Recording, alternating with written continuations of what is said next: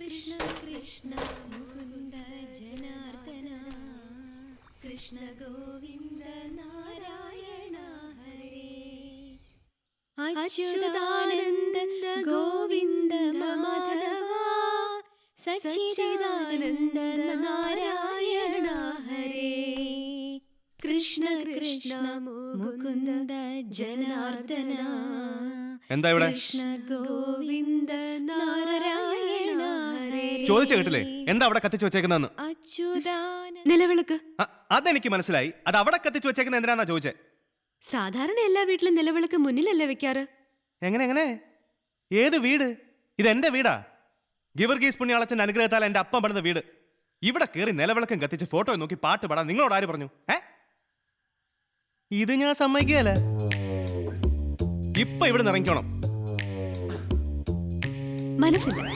മനസ്സില്ലേ? ഉണ്ടാക്കിത്തരാം. മനസ്സ് ഞാൻ ഇപ്പൊ ഉണ്ടാക്കി.